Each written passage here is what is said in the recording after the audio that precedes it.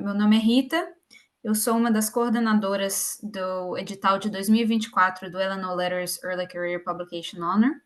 Esse é um programa que é organizado pelos bolsistas de investigação editorial Raylene Cole, da Associação para Ciências de Liminologia e Oceanografia. E hoje eu vou conversar com vocês um pouquinho sobre o programa, sobre o Ellano Letters Early Career Publication Honor. A apresentação vai ser toda em português, o conteúdo dos slides em espanhol, mas quaisquer perguntas feitas em espanhol eu vou responder tanto em espanhol quanto em português, para quem estiver vendo isso depois no YouTube. Então, para começar, falando do periódico que está envolvido nesse programa, o Liminology and Oceanography Letters é publicado pela ASLO, pela Associação das Ciências de Liminologia e Oceanografia, em parceria com a Wiley. E esse periódico ele publica pesquisas inovadoras em ciências aquáticas e cujo artigo é escrito de um formato mais curto.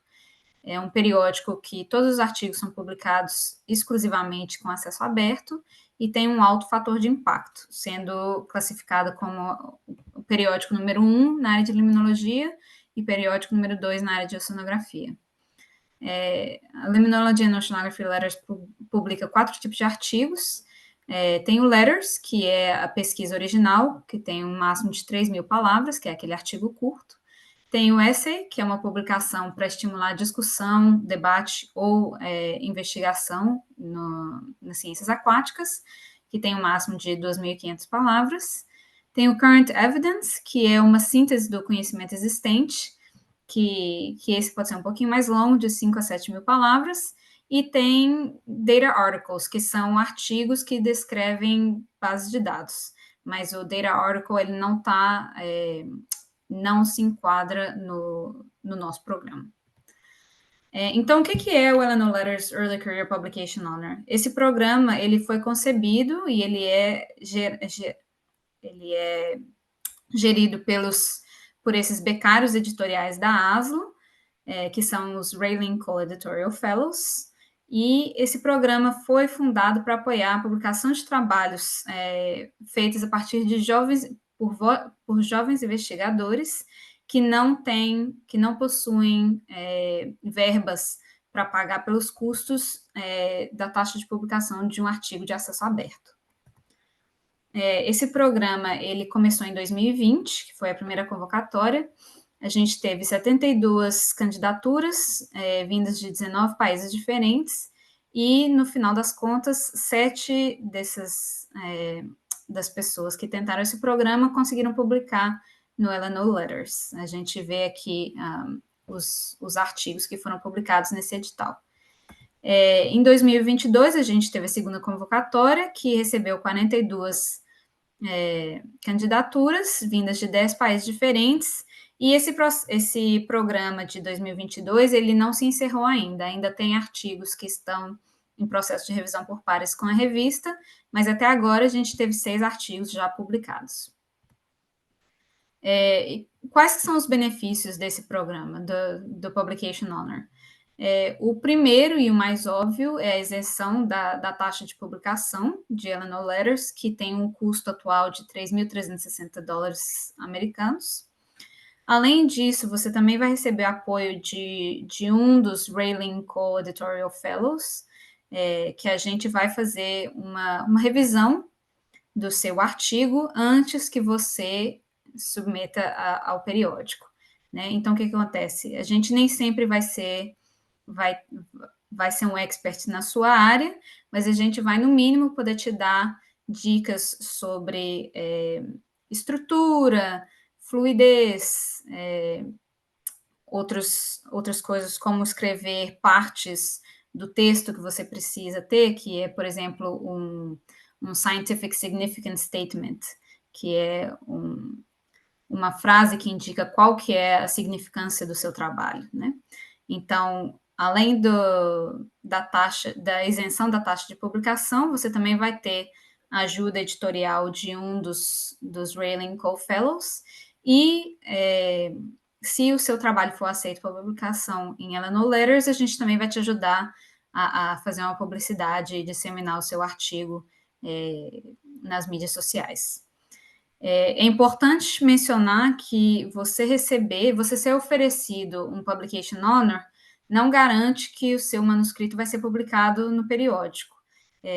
Você tem que submeter o seu artigo para a revista, esse manuscrito vai passar pela revisão por pares, e só quando ele for aceito durante a revisão por pares é que o seu artigo vai ser aceito para publicação e você vai poder utilizar a isenção da taxa de publicação. Eu também queria falar que a Eleanor Letters é um periódico de qualidade, certo? Então, a taxa de aceitação de manuscritos não é tão alta quanto de outros periódicos. Nos últimos 4 anos, ela tem variado entre 35% e 50%, tá? Então, uma média de 1/3 a metade das pessoas às quais são oferecidas um Publication Honor vão conseguir realmente publicar no periódico. Mas isso não deve desincentivar as pessoas, porque a revisão que você recebe dos Rayling Cole Fellows, por exemplo, o que a gente recebeu de feedback do pessoal que já recebeu essa honor no passado, é que essa revisão ajuda tanto que depois, quando eles enviam um manuscrito para outro periódico, o processo de revisão desse segundo periódico sempre vai muito mais rápido.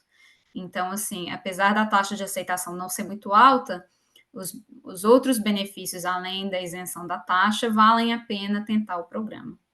E para quem quiser saber mais quais que são os critérios para se publicar no Eleanor Letters, no site do periódico tem aqui, está em inglês, que eu tirei do site mesmo, mas eles listam direitinho quais que são os critérios para publicação no periódico. Então, você pensando no seu trabalho, você pode ler essa lista de itens e verificar se realmente o seu estudo vai se encaixar na revista ou não. Então, falando um pouco dos critérios de elegibilidade para o Publication Honor, a gente aceita candidaturas de estudantes, estudante de graduação, de mestrado, de doutorado, e também para cientistas que tenham terminado o seu título mais avançado depois de maio de 2014, tá? Então, por exemplo, você terminou um mestrado, mas você não fez um doutorado, você está trabalhando numa ONG e você se formou no mestrado depois de maio de 2014, você pode se candidatar para o Publication Honor. Você terminou seu doutorado em maio de 2015, está fazendo um pós-doc ou está trabalhando com alguma outra coisa, pode se candidatar para o Publication Honor. E caso você tenha terminado o seu grau mais avançado antes de maio de 2014, mas você tenha tido, por exemplo, você tenha tirado licença maternidade ou paternidade, ou você tenha que ter tirado um tempo sem trabalhar para poder cuidar de um familiar, ou você esteve doente e teve que tirar um tempo sem trabalhar, isso a gente chama de interrupções profissionais, e a gente considera esse período em excesso, tá? Então, por exemplo, se você terminou em março de 2014, mas você teve um filho durante aquele tempo, então a gente vai considerar ali uns 9 a 12 meses anteriores. Então, a sua elegibilidade passa a ser maio de 2013, por exemplo. Então, você ainda se encaixa no critério.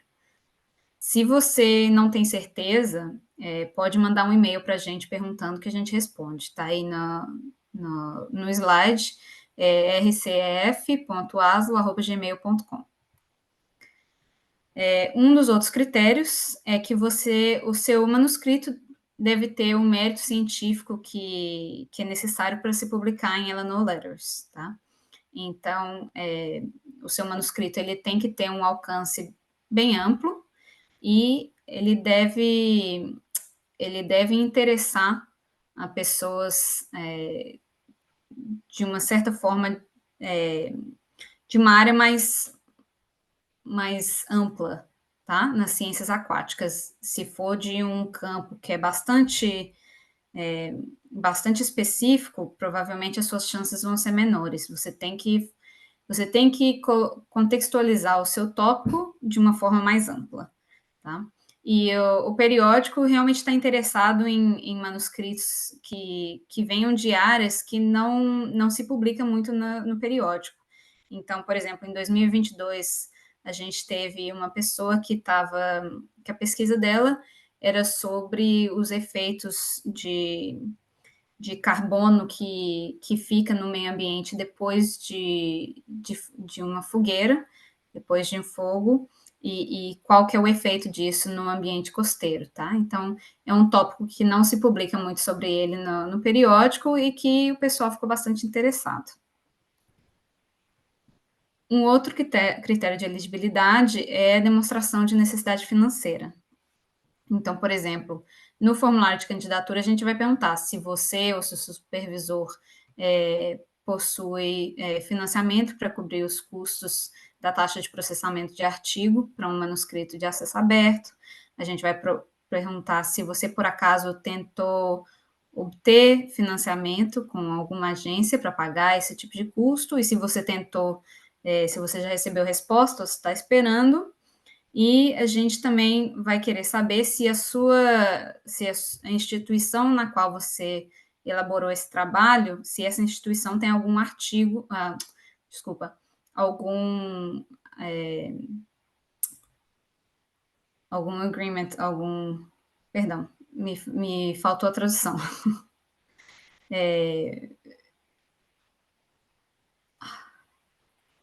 Bom, a gente vai querer saber se a instituição tem algum tipo de acordo, perdão, se tem algum tipo de acordo com alguma editora que vá cobrir o custo de publicação de acesso aberto. Além disso, a gente tem critérios de elegibilidade em relação à autoria do artigo. Então, o autor principal do manuscrito deve ser a pessoa que está se candidatando, tá? Deve ser o jovem cientista, e a gente permite que a primeira autoria, a autoria principal, seja compartilhada, mas deve ser entre dois jovens cientistas. E se você pretende fazer isso, você vai ter que mencionar isso no formulário de candidatura. A gente também requer que o jovem cientista seja o autor correspondente, tá? Você que vai ter que lidar com todo o processo de submissão do manuscrito para o periódico, mas no artigo final, na versão que vai online, se você precisar, se você quiser, você também pode colocar o seu supervisor como autor correspondente, porque a gente sabe que muitos supervisores demandam ser o autor correspondente também. E só para ser bastante clara em relação ao critério de elegibilidade da autoria, tem diferentes tipos de autoria, certo? O primeiro autor, que é o autor principal, é a pessoa que realizou a maior parte do trabalho. Como eu disse, a gente aceita que se compartilhe a primeira autoria, a autoria principal, entre dois jovens cientistas, e o segundo deve ser nomeado no formulário de candidatura, tá? O formulário de candidatura, as questões são pontuadas, então se você está compartilhando a autoria principal com outro jovem, quaisquer tipos de perguntas que sejam pontuadas vão ter como nota final a média entre a pontuação de cada um desses dois jovens.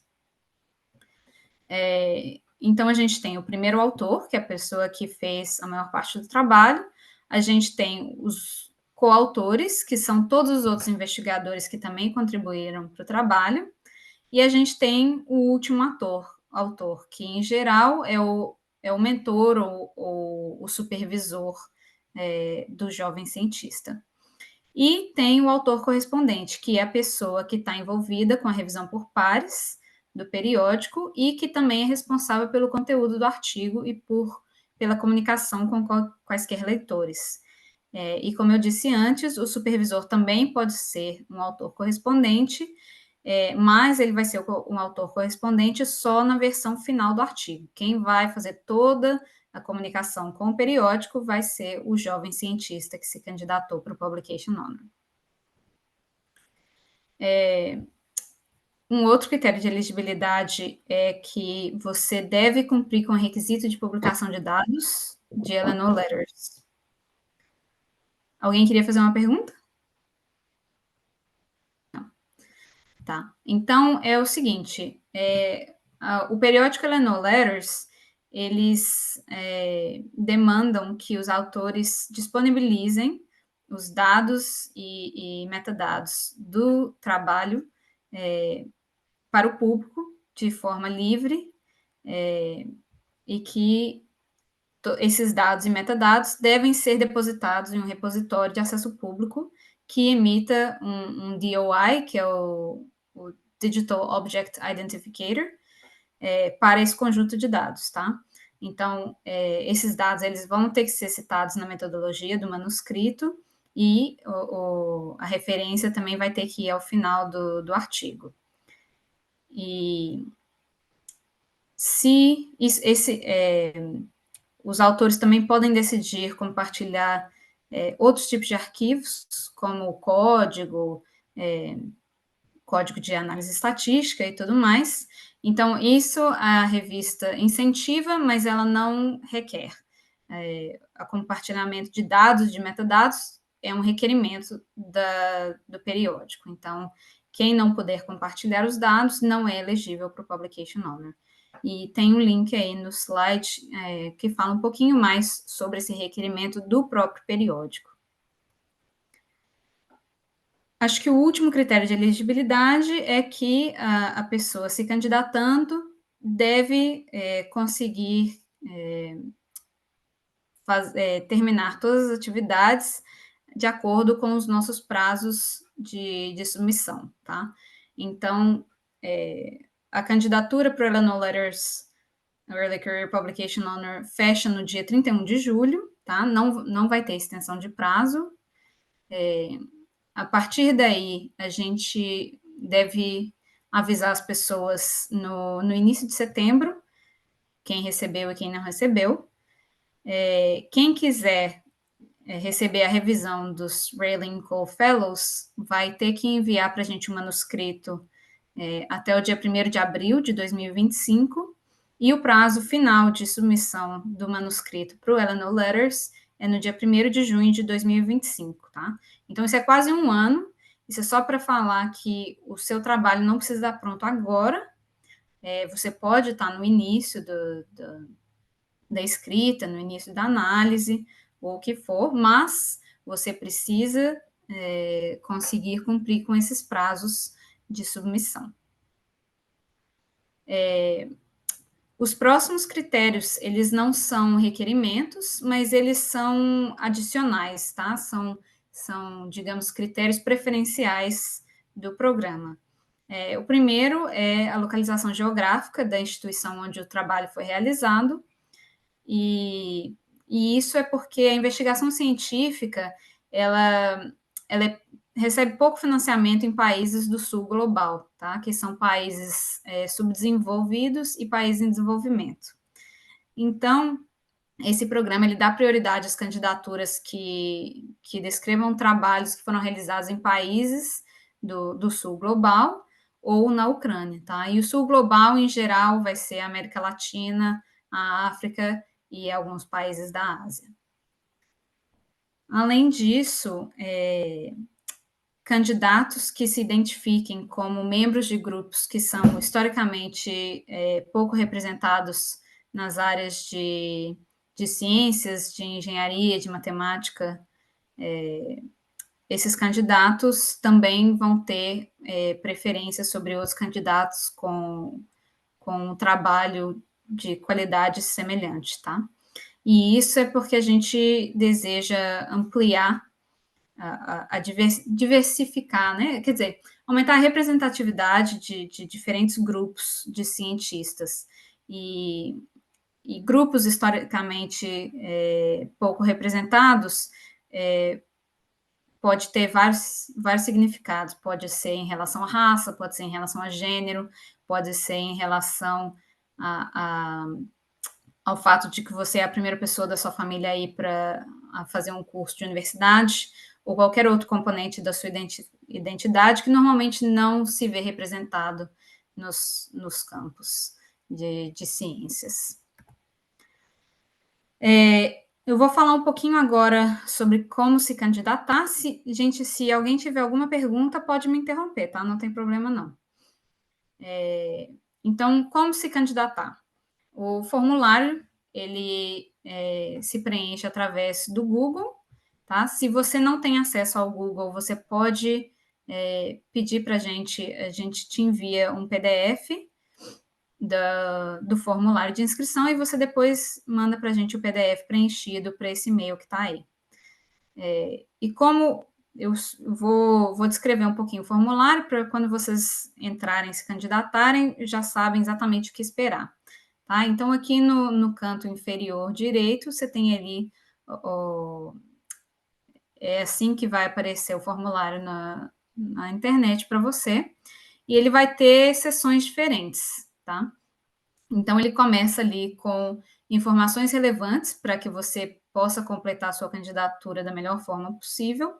É muito importante ler esse texto todo que está aí, porque ele pode responder quaisquer perguntas que você ainda tenha quando estiver olhando para o formulário de candidatura.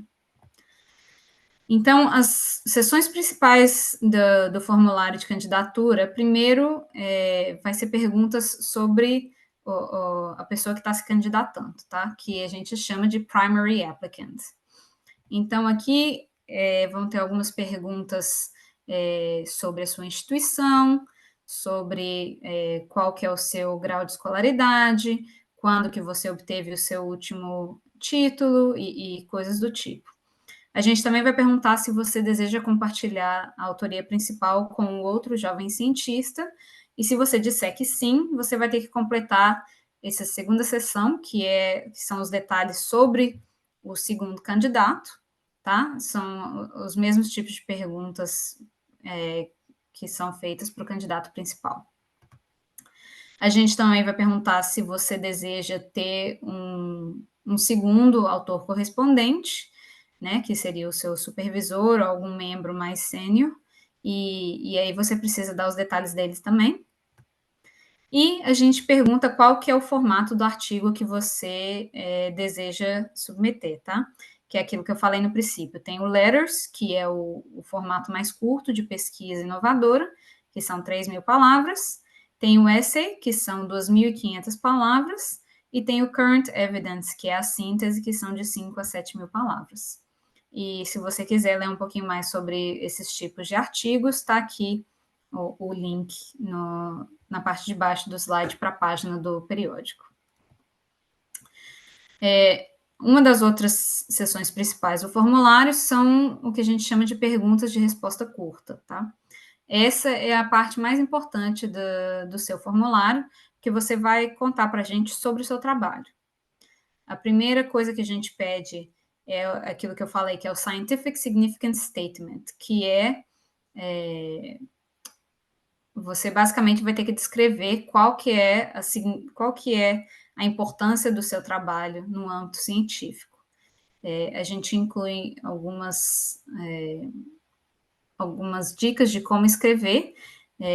Esse é uma parte que o periódico tem um formato bem específico, então você tem que escrever da maneira como eles pedem que se escreva, e nesse link que está aí no slide, você pode ver exemplos e pode ver direitinho como estruturar esse Scientific Significance Statement.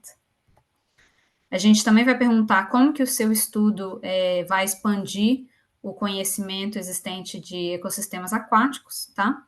E isso pode incluir, por exemplo, a descrição de uma metodologia única da sua pesquisa, ou como que ela integrou diferentes áreas ou diferentes metodologias. Isso daí você quem decide.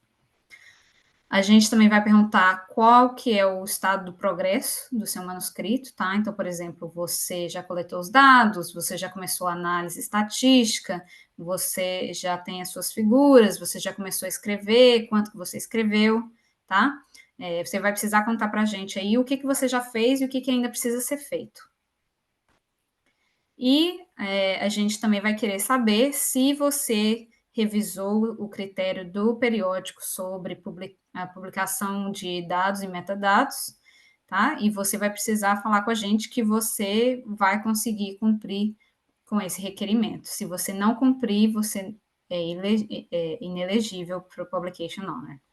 E tem os links aí de novo no slide para quem quiser mais informação sobre essa política do periódico.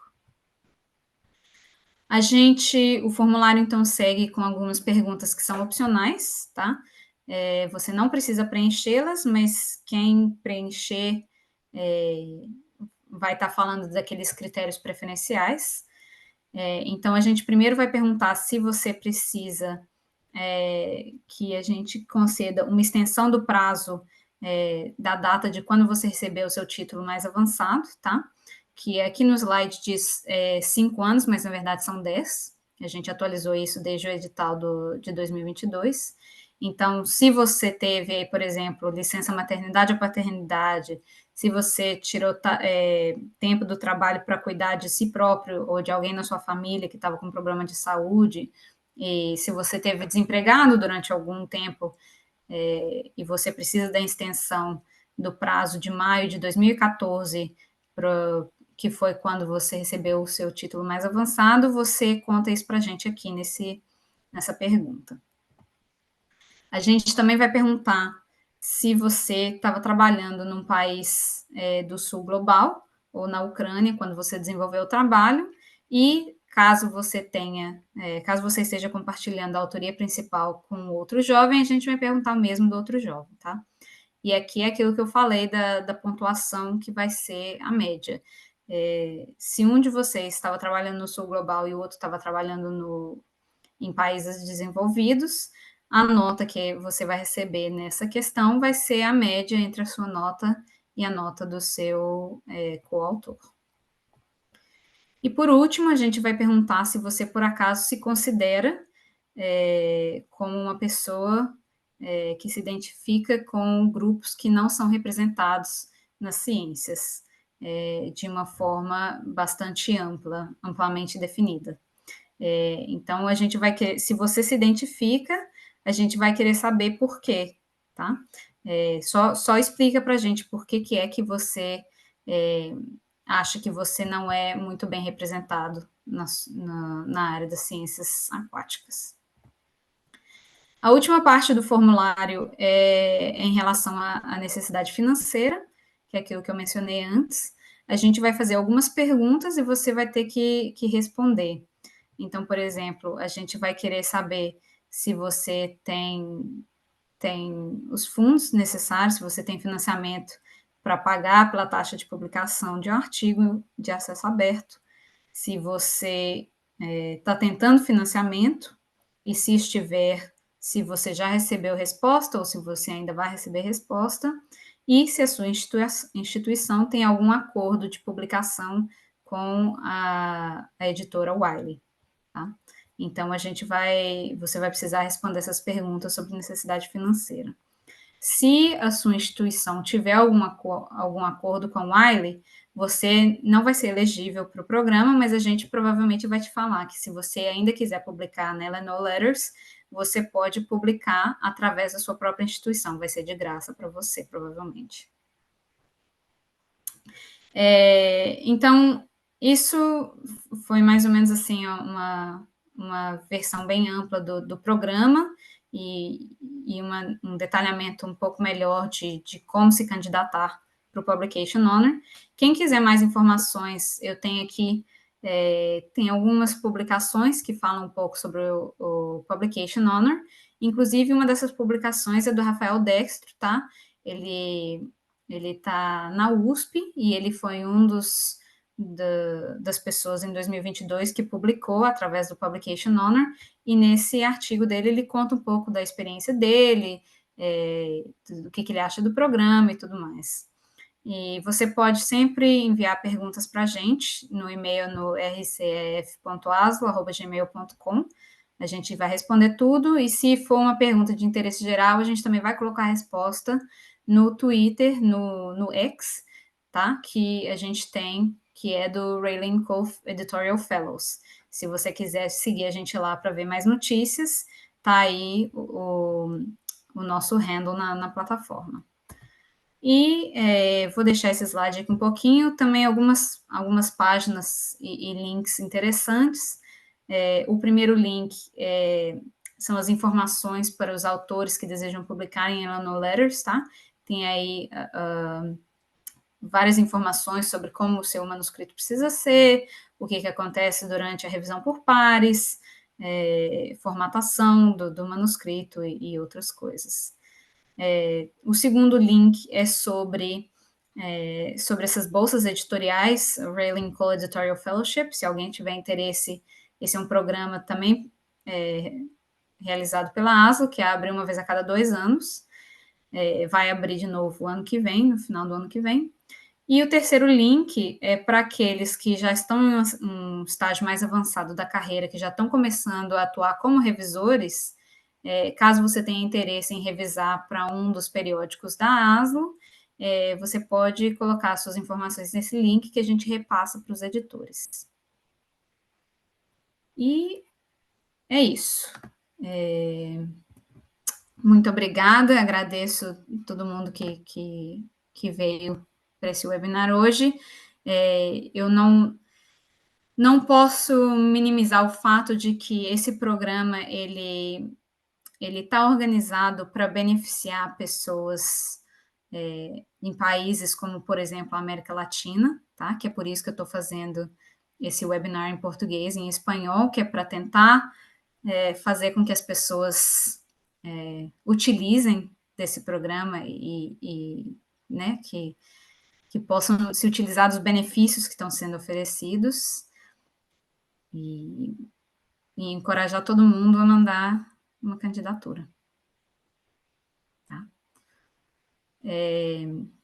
Não sei se alguém tem alguma pergunta, se quer ver algum dos slides, deixar na tela por um pouco mais de tempo. Olá, Rita. Eu tenho uma dúvida. Renan falando. Consegue me ouvir bem? Sim. Sim. Em relação à proposta, cada candidato existe um limite de propostas? Por exemplo, se eu tiver 2 artigos diferentes, um onde eu sou o primeiro autor e um segundo onde eu estou dividindo a coautoria, por exemplo, a primeira coautoria ou, enfim, com um outro jovem, se existe a possibilidade, eu não captei essa informação durante a apresentação.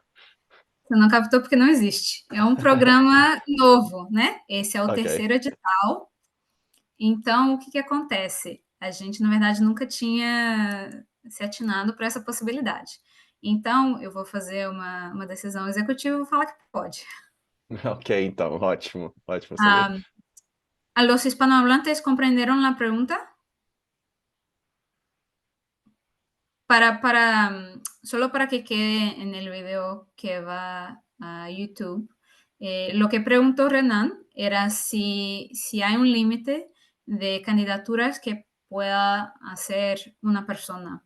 O sea, dio el ejemplo que si tiene, por ejemplo, un manuscrito donde sea el primer autor y un segundo manuscrito donde quiere compartir la primera autoría con un otro joven investigador, si se puede enviar las 2 candidaturas, y yo le dije que sí, que se puede, que es un programa bastante nuevo y que todavía no habíamos pensado de esa posibilidad, entonces que he decidido ahora que sí se puede. Yo tengo una pregunta también, y Bien. es que no sé si fui coautora de un trabajo que se publicó en Limnology and Oceanography Bulletin.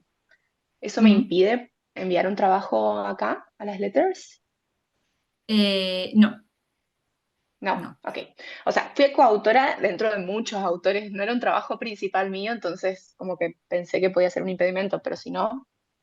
Pero mismo si hubiera sido tuyo el trabajo en Limnology and Oceanography Bulletin, eso no te limitaría, con tanto que no fuera el mismo trabajo, ¿no? No, no, no. Sí, Bien, sí, no hay límite. Puedes haber publicado en cualquier uno de los periódicos e isso não vai importar. perfecto. E para os que falam português, o que a Lara acabou de perguntar é que ela queria saber se a autoria ou a coautoria em artigos que já foram publicados em algum dos outros em qualquer um dos periódicos da ASLO, se isso limitaria a candidatura dela. E eu falei que não tem problema nenhum ela ter sido autora ou coautora de algum artigo publicado em qualquer um dos periódicos da ASLO. Só não pode ser o mesmo artigo.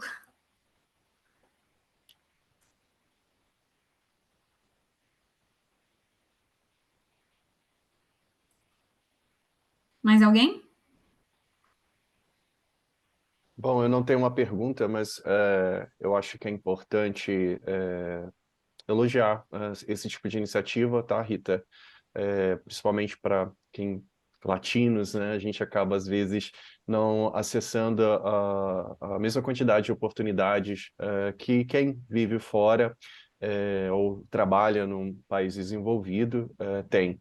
Então, eu só queria elogiar o trabalho de vocês e dos seus colegas, e, enfim, acredito que a gente tem outras oportunidades como essa, enfim, outros programas, outras ideias, e a gente está aqui esperando e querendo contribuir também. Só isso. Eu fico tentando muito falar para todo mundo que é para o pessoal tentar mesmo, porque se você não tenta, você com certeza não vai ganhar, tá? Então, e eu aconselho também que quem está aqui, quem depois assiste esse vídeo, que dê uma olhadinha no site da ASLO.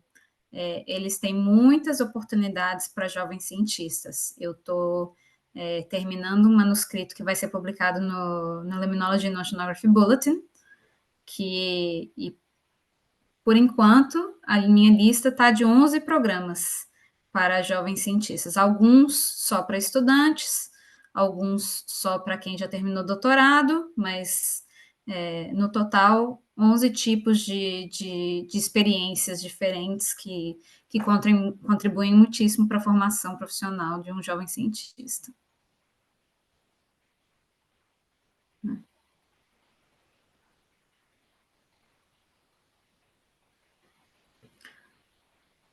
¿Alguna otra pregunta? Pueden preguntar lo que sea. Y si no quieren preguntar por acá, también pueden enviar un correo sin problemas.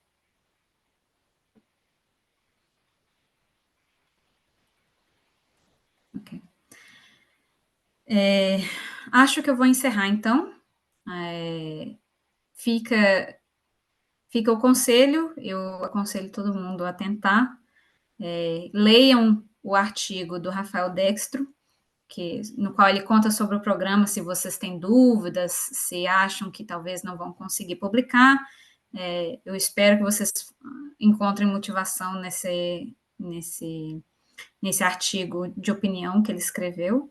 E, mais uma vez, quaisquer dúvidas, vocês podem mandar e-mail para a gente, podem contatar a gente no Twitter, que a gente responde rapidinho.